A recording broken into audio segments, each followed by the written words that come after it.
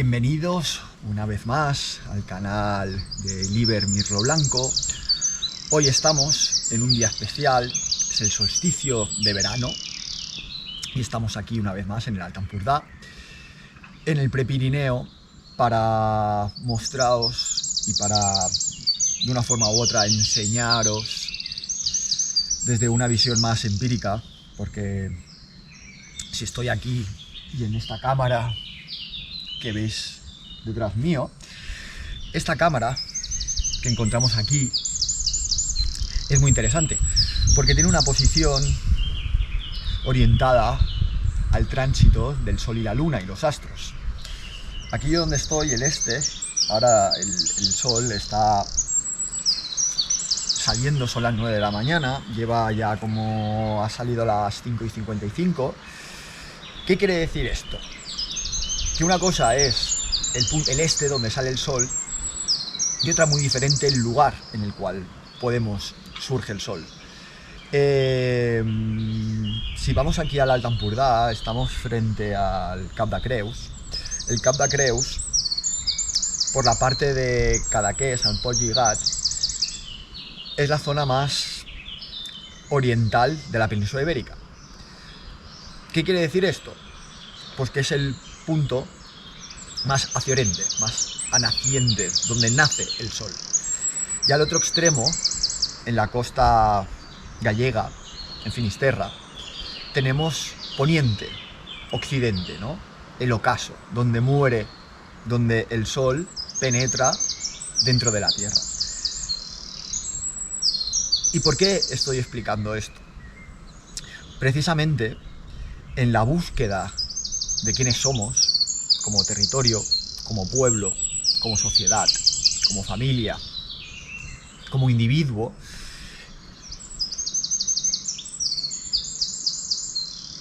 somos algo que va más allá de lo evidente, pero a veces lo evidente o el sentido común lo hemos perdido, porque la educación que recibimos hoy en día, la educación que nos trata de redimir, la educación que nos trata de encarrilar hacia unas creencias, hacia unas ideologías, nos alejan precisamente de este movimiento, de esta ciclicidad natural.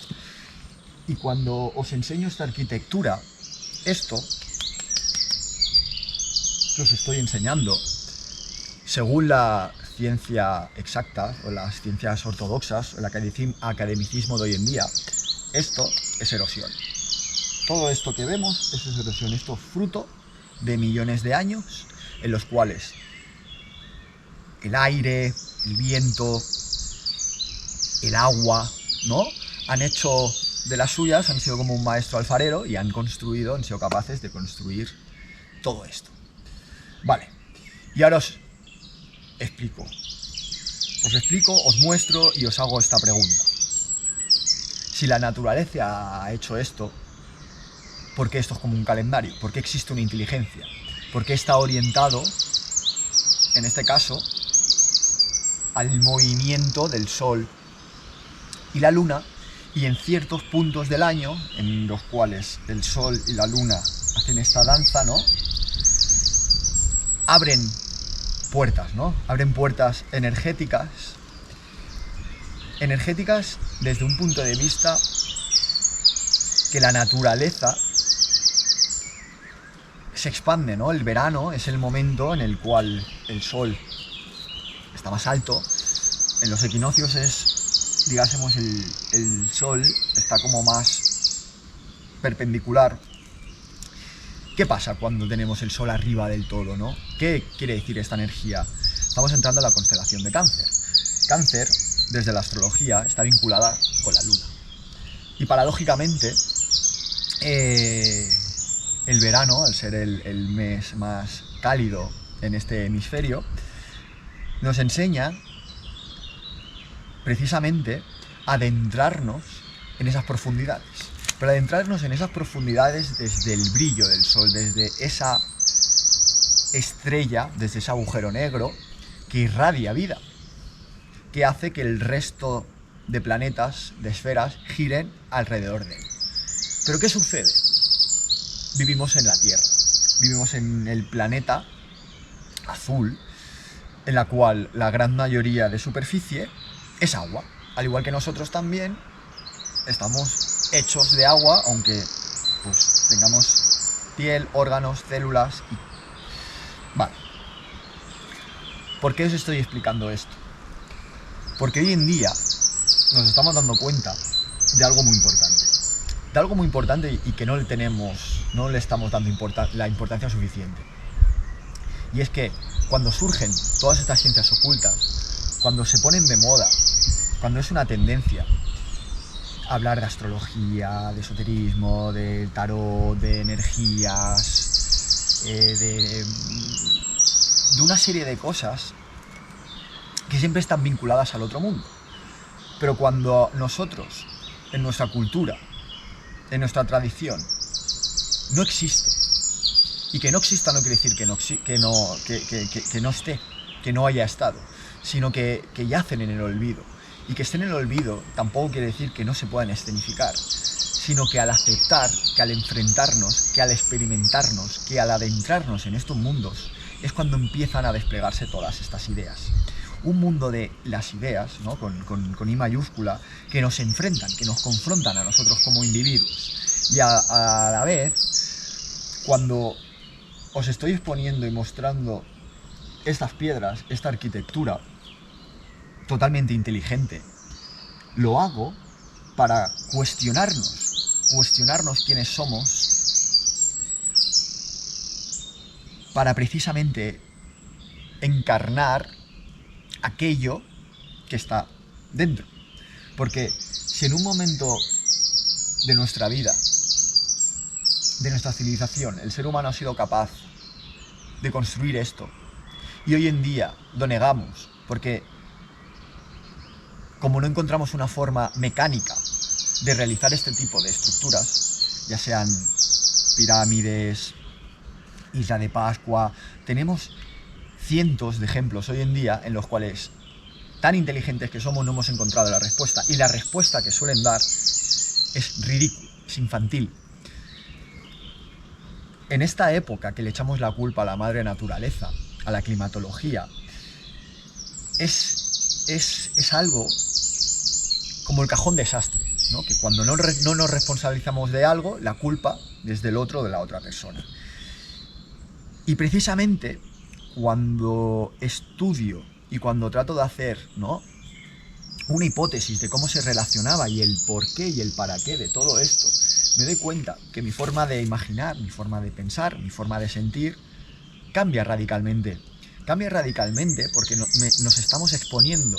Cuando tú te expones a ver una obra de arte y esa obra de arte implica un poder creador, ese poder creador habita dentro de cada ser humano, habita dentro de este cuerpo, de estas manos. Por eso también hoy en día hay una tendencia muy interesante a que a lo mejor todo esto lo han hecho seres de otros universos, de otras galaxias. Y yo es que lo siento mucho.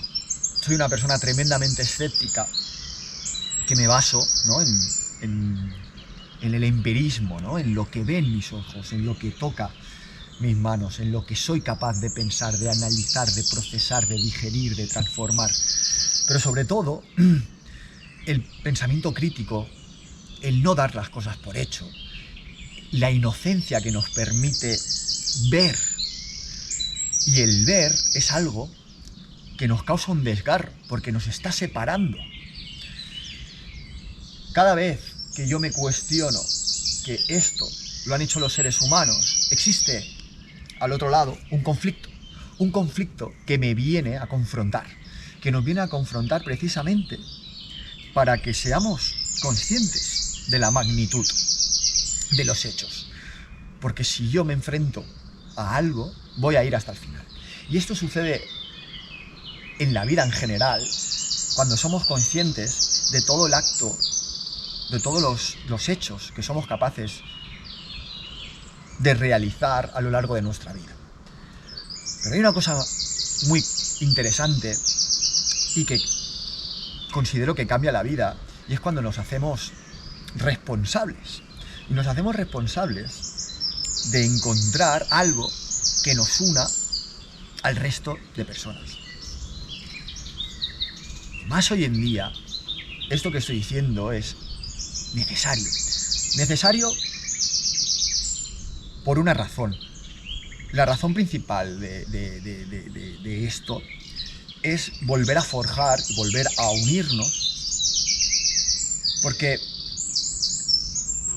hay una separación tan grande entre los poderes que generan el orden o que tratan de, o esos sabios intelectuales, esas personas que tienen la capacidad, ¿no?, de ahondar, de evolucionar como sociedad.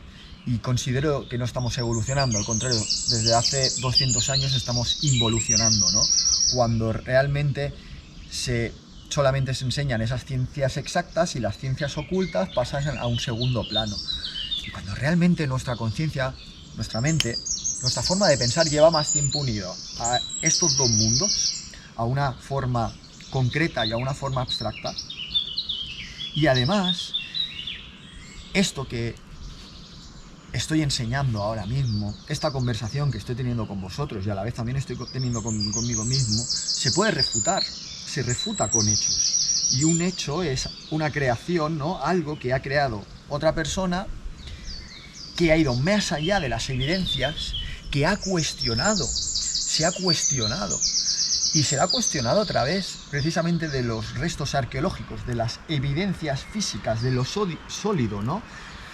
Y ahora me adentro en uno de los libros que quería compartir con todos vosotros, que es En los lugares oscuros del saber, de Peter Kingsley, de la editorial Atalanta. ¿Y por qué hablo de este libro? Hablo de este libro porque tiene presencia o se fundamenta en este territorio, ¿no?, en esta parte del Mediterráneo occidental, entre, ¿no?, Italia, el sur de Francia y el norte de Cataluña. Aquí tenemos el Golfo de Rosas. Estamos en la parte más septentrional de la península ibérica. Esta montaña es un gran muro, ¿no?, que nos separa del continente, de Europa. España no deja de ser una península que en su gran parte es una isla. Estamos rodeados de agua, somos exploradores, estamos abocados a un mar y abocados a un océano. Somos la puerta de entrada al mar Mediterráneo, al mar del Medio. Y aquí nosotros experimentamos las 4 estaciones como son. ¿Y por qué digo como son? Porque existe un calendario, existe una ciclicidad, existe un momento, existe una mitología agraria, ¿no?, una mitología climatológica que nos marca las estaciones. Hoy estamos en verano, damos paso al verano en el solsticio de verano, luego el equinoccio de otoño, solsticio de invierno y el equinoccio de primavera. Estos puntos claves, y que dentro de 2 días será San Juan, si os fijamos, si nos damos cuenta en nuestro folclore, en nuestra etnografía, nos damos cuenta que San Juan es de las fiestas más importantes para estos territorios. ¿Por qué? ¿Y por qué se prende, ¿no? ¿Por qué prendemos ese fuego, esa llama? Al ser la noche más breve, ¿no?, ese momento en el cual hay que iluminar esa noche, es lo que nos ayuda a adentrarnos y a ver aquello que durante el año no podemos ver. Y claro, aquí tenemos una cámara que para mí, como refutaba también Peter Kingsley, son lugares para la incubación. ¿Y qué es la incubación?, me preguntaréis. El incubar, ese estado de regenerarse, y esto es bien sabido que muchos animales, cuando están heridos, incuban, duermen. Al igual que los osos hibernan, en ese proceso, en esos meses, en esas estaciones, y salen en la primavera, el ser humano también tiene esa capacidad de incubar. Y aquí voy a enfrentaros o voy a exponeros algo que a día de hoy no queremos recordar o no somos conscientes de la importancia que es y hacer en una cama, en nuestro hogar, en una habitación, sentirnos seguros, protegidos, cobijados. Pero también es interesante la otra parte, ¿no? El sentirnos expuestos en ese peligro, esa sensación de incertidumbre. Pero a la vez, si nosotros tenemos como tradición, en ciertos momentos del año, emprender ese viaje, ese peregrinaje, ese camino hacia los lugares sagrados de nuestro territorio,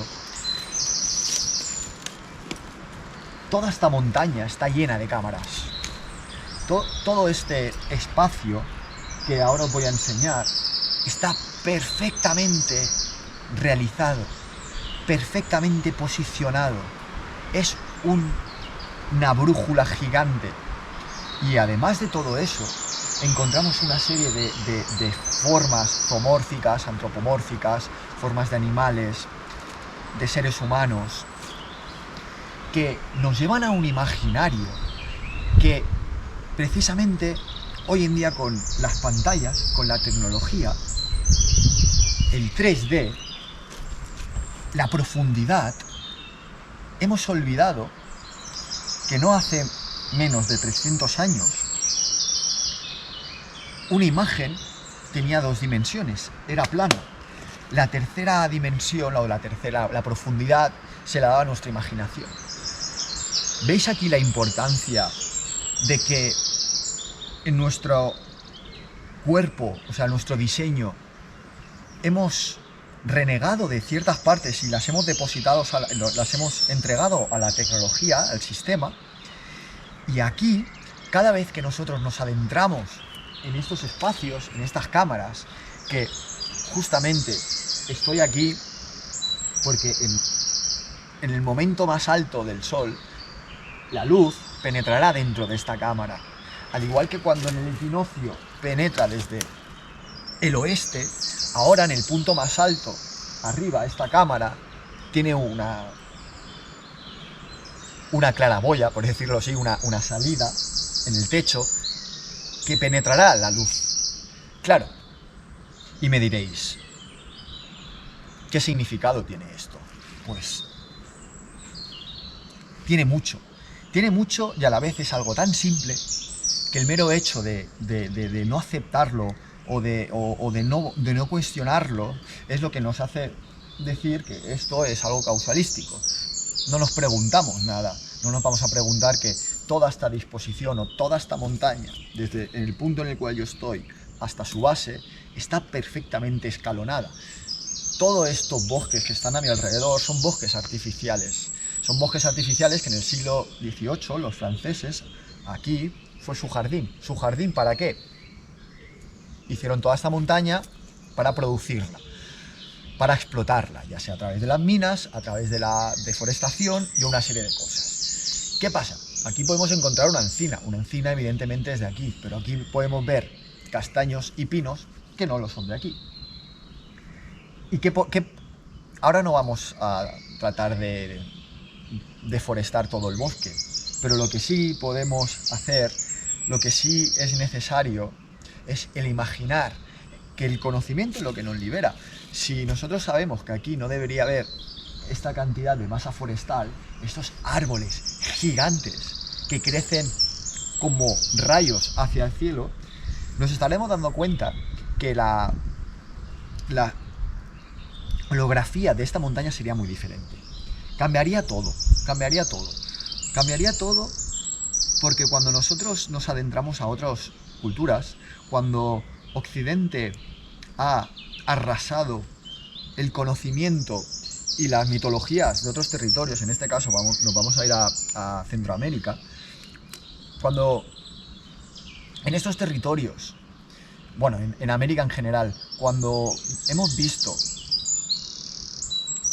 lugares que eran montañas, que cuando las han desbrozado han aparecido estructuras de piedra faraónicas, nos estamos dando cuenta precisamente que Oriente, América, otros continentes, tienen o nos muestran esa cultura, y aquí en Occidente, sobre todo en la península ibérica, siempre somos como los renegados. Y para mí esto sucede para enterrar nuestro verdadero conocimiento, nuestra verdadera espiritualidad. Somos seres espirituales y quien niegue eso tiene un problema muy grave. Tiene un problema muy grave porque estará negando una parte suya de que si, no sé, si le estás atribuyendo una emoción, un valor, tienes un vínculo emocional, no sé, con algo inanimado, no sé, un coche, un libro, tú ya estás generando algo espiritual. Porque realmente, si nosotros nos consideramos como una persona atea, que no tiene, o gnóstica, que no cree en algo que vaya más allá, en nuestra mente estaremos perdiendo una conversación, estaremos perdiendo una relación. Al igual que nosotros hemos perdido la relación con la noche, con esa relación de incubar, en ese proceso de adentrarnos, de escenificar, de ser nosotros conscientes, de actuar, de representar. Claro, la primera vez que duermes dentro de una cueva es muy interesante, porque nuestro instinto de supervivencia nos va a estar alertando una y otra vez de los riesgos. Y esos riesgos van a ser proyecciones nuestras, esos miedos, esos sonidos, que si vendrá, que si escucho insectos, todos los miedos se potencian, es como un amplificador. Todo nos amplifica cuando nosotros nos adentramos a una cavidad, cuando penetramos a ese útero, a ese nacimiento, en ese estado, en ese limbo. Encontramos muchas respuestas. De quiénes somos. Y además, cuando tenemos trabajos tan importantes como el que he contado anteriormente de Peter Kingsley en Los oscuros lugares del saber, hay esta figura, ¿no?, de Asclepio, el dios de la medicina de los griegos. Asclepio, como dios de la incubación también,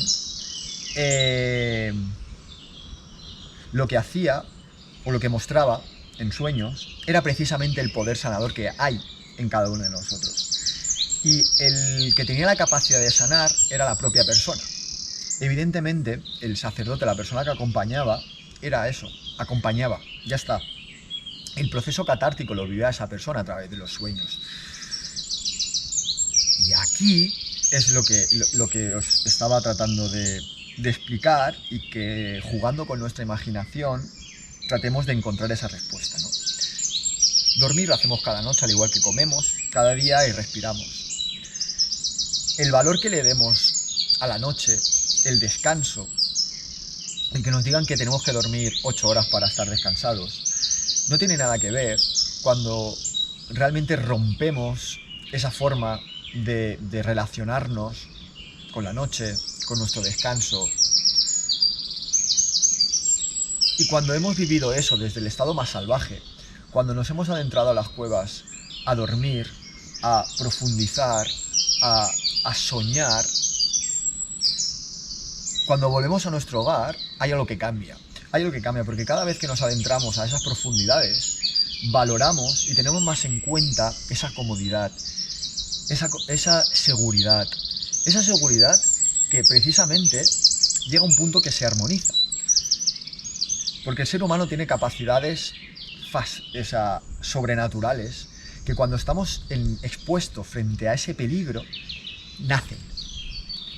Y claro, cuando nosotros somos conscientes de esos poderes psíquicos que tenemos, y que al morir sin morir, cuando cada año en estas fiestas, en estos procesos, nos adentrábamos a descubrirnos, cuando penetrábamos en la tierra, esto lo que nos ha enseñado, o lo que nos ha mostrado como individuos, sobre todo aquí de la península ibérica, es que nuestra forma vamos a llamar de chamán, porque chamán es una forma de hablar de personas espirituales de otros territorios, y aquí no tiene nada que ver ser un chamán, sino que era ese profeta, sacerdote, sanador, que encontraba las respuestas dentro de sí mismo. Y estamos hartos de escuchar en el Mediterráneo este tipo de palabras o estos aforismos. Y estos aforismos, esta sencillez, lo que nos muestra es algo que a lo largo de nuestra historia tiene mucho sentido.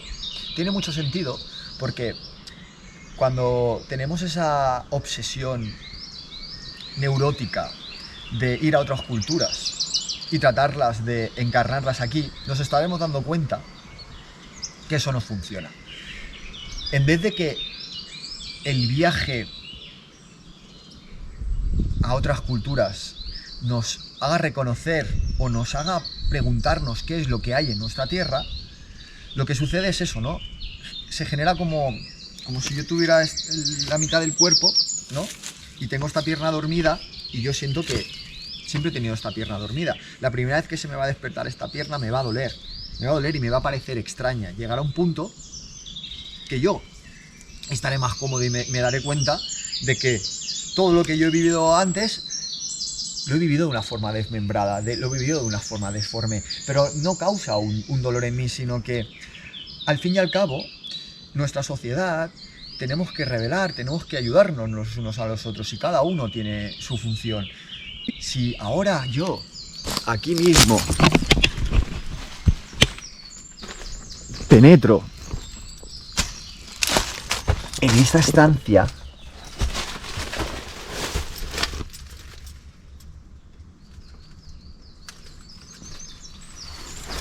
y os muestro esta otra orientada al oeste, con estas formas, vemos aquí la cabeza, el ojo, todo el escalón, estos escalones, 1, 2 y 3.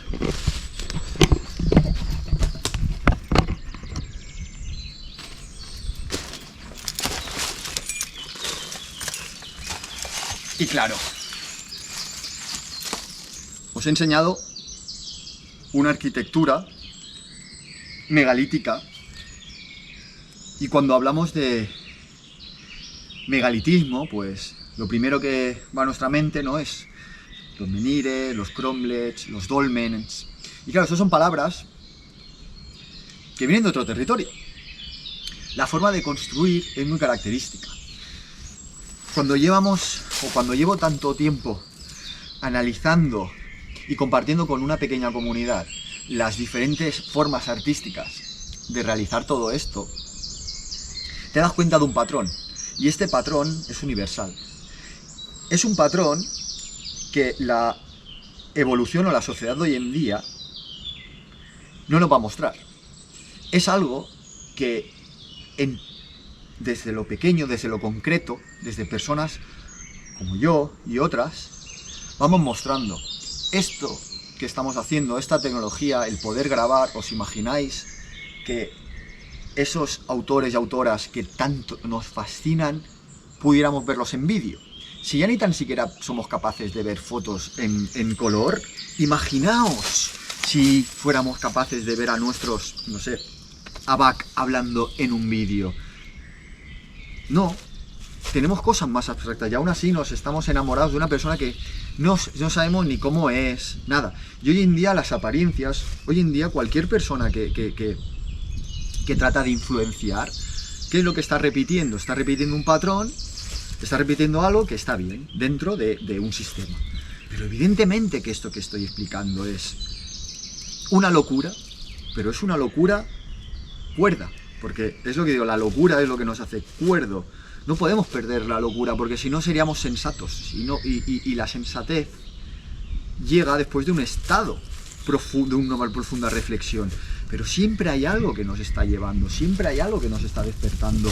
Y es precisamente lo que yo he visto, lo que he podido experimentar, que hace esta arquitectura, que hace este arte, que hace esta civilización, que la forma que tenía de hacer las cosas nos evocaba, nos despertaba algo que, como yo, ser humano, ¿no?, soy un mamífero, me expongo frente a esto. Entonces, en esa prueba y error, en esa forma científica de recabar datos, te das cuenta que, y sobre todo aquí que he encontrado restos arqueológicos, que no hará menos de un siglo y medio, estos lugares eran considerados sagrados para la gente de estos pueblos. Porque habían ofrendas, se hacían ofrendas a estos lugares. ¿Por qué esto, a día de hoy, está visto como eso, erosión, cuando realmente el sentido común ya nos está mostrando que estos son escaleras, aquí hay una disposición, aquí hay un ángulo recto, aquí hay un ángulo de 90 grados. La naturaleza hace esto, es escultora, es alfarera, te hace ángulos rectos. Si nos vamos a la geología, vemos precisamente las formas geométricas que hacen en pequeña escala el reino mineral. Pero esto, no. Claro, vuelvo a decir lo mismo. Si hoy en día le atribuyes al ser humano la capacidad de construir, de moldear el reino mineral, no desde una fuerza mecánica, sino vamos a hacer otra hipótesis, imaginaos, desde una forma de la imaginación, de que la mente es capaz de imaginar y luego recrear, pero este proceso, esto que estoy tratando, hay que experimentarlo, es como... son experimentos, o sea, hay que experimentar la vida. ¿Por qué hay tanto miedo a experimentar? ¿Tiene que haber un catedrático de historia, arqueólogo, eminencia dentro del mundo? No, porque al fin y al cabo, cuando nosotros nos informamos y cuando vemos la historia es lo que está más manipulado. Y queda mucho mejor el tener que ir a Egipto o el tener que ir a otros lugares que parece que sean la fuente de la civilización y nos vamos al Mediterráneo oriental, todo bien, pero en el Mediterráneo occidental, ¿qué pasa? Y aquí es lo interesante, y aquí es donde personas como yo van a consagrar toda su vida a precisamente esto, ¿no? A tratar de demostrar, no de demostrar, porque yo no tengo que demostrar nada a nadie, o sea, esto es lo que es, yo no puedo decir nada, o sea, y evidentemente en cada montaña, en cada valle, en cada playa, existen este tipo de formaciones, pero es momento de equiparar, no perdemos absolutamente nada. No nos van a abducir o sea, no va a pasar nada porque en nuestra mente queramos brotar este sentimiento, el despertar, el volver a despertar esto. Y es aquí lo interesante. Yo creo que esta reflexión que os voy a dejar aquí, lo que hace es precisamente esto, ¿no? Que haya algo estable. Yo soy estable, tengo un cuerpo, pero hay algo que lo que me va a querer llevar es a destruir aquello que soy para dar paso. Claro, nuestro cuerpo no va a explotar. Como mucho nuestro cuerpo podrá entrar en fiebre, podrá entrar en un temblor. Evidentemente nuestro cuerpo tiene unas sacudidas, tiene un movimiento. Si esto tuviera 50 millones de años, sería polvo, estaría destruido. ¿Qué pasa? O sea, si tratamos en una horquilla, para mí esto va desde el 10.000 al 5.000. O sea, te estamos hablando de hace 12.000 años.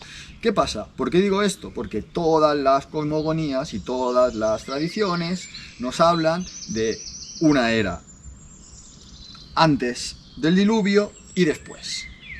Y aquí hay restos arqueológicos, si nosotros vamos a Anatolia, vamos a Turquía, encontramos estructuras de hace 10.000 años, faraónicas, totalmente estructuradas con el cielo, y nosotros estamos aquí, y yo no me tengo que ir a Göbekli Temple o a otros lugares, estamos aquí y estamos frente a uno de los lugares más importantes de nuestro territorio. ¿Y por qué digo que es importante?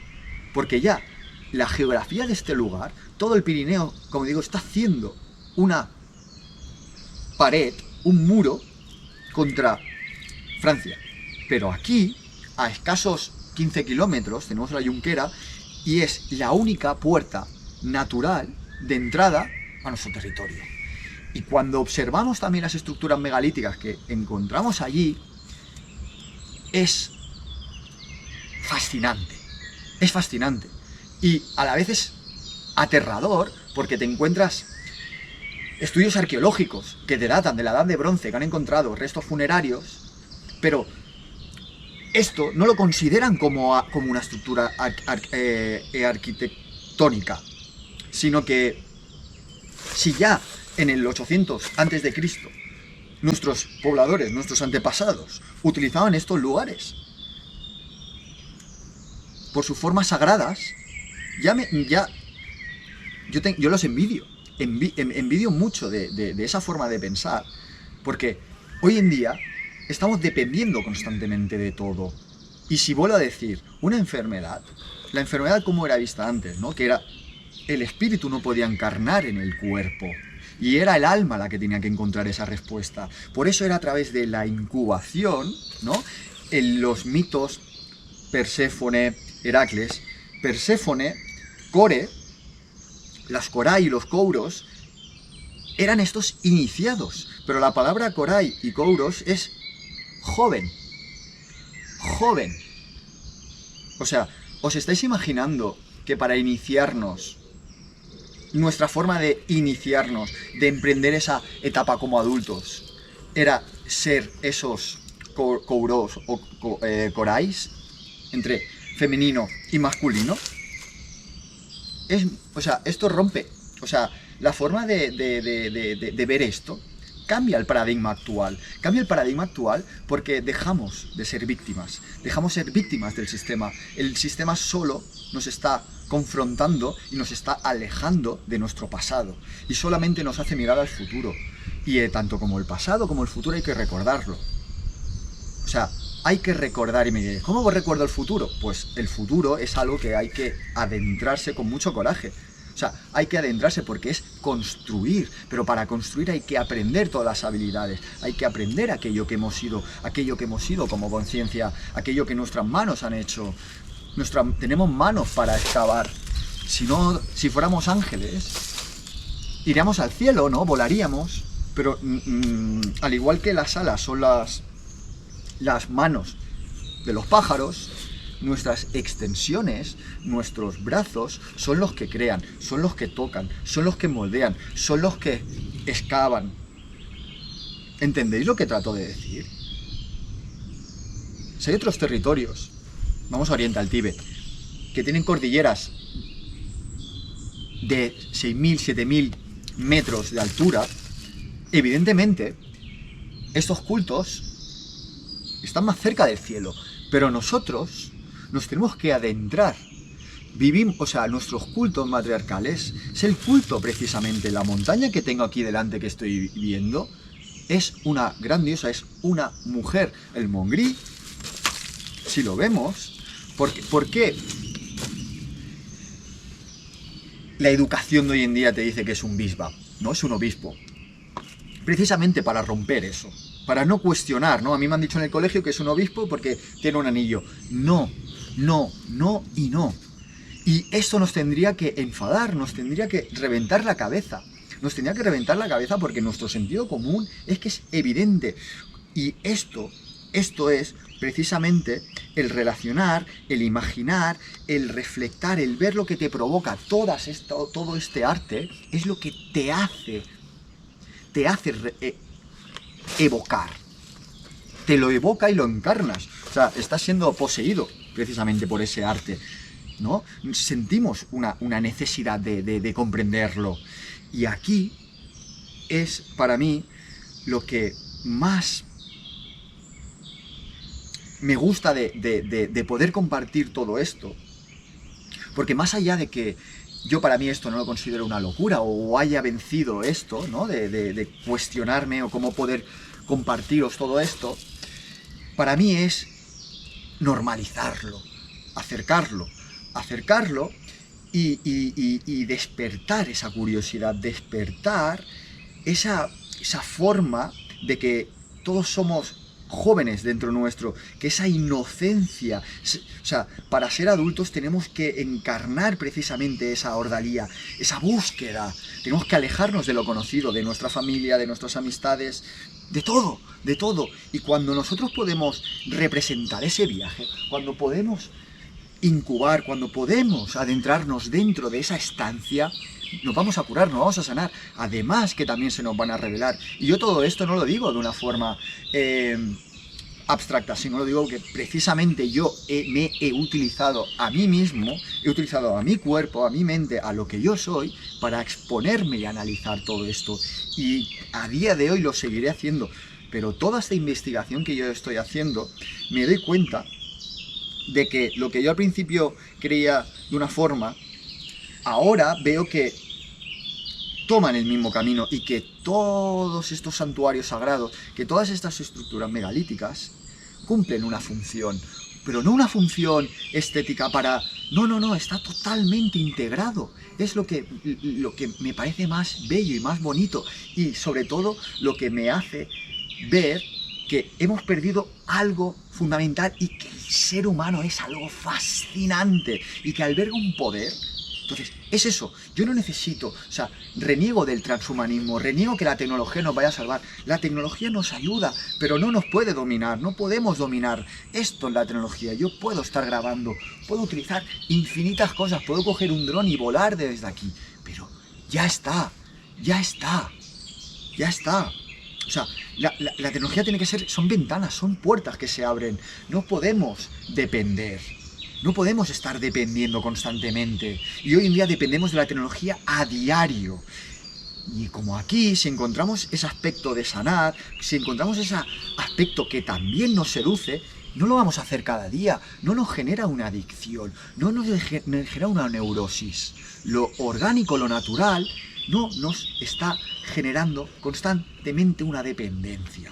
Entonces, llegará un día que en el futuro pagaremos por perdernos. Pagaremos por adentrarnos en este tipo de cosas, y esto es gratuito, esto es algo que podemos hacer. Y realmente en el futuro, para mí, yo como terapeuta, como astrólogo, me doy cuenta que si fuéramos capaces de adentrarnos en una cueva y dormir 5 días, sin nada, evidentemente veríamos la mente y todo, pero llegará un momento del silencio, la muerte. O sea, la muerte, y no una muerte que vamos a morir, no, es encontrar esa muerte del cuerpo físico y se despierta otra cosa. Es ahí lo interesante, es ahí cuando el sistema nervioso está totalmente en armonía con lo que es, y esto lo hace estos lugares.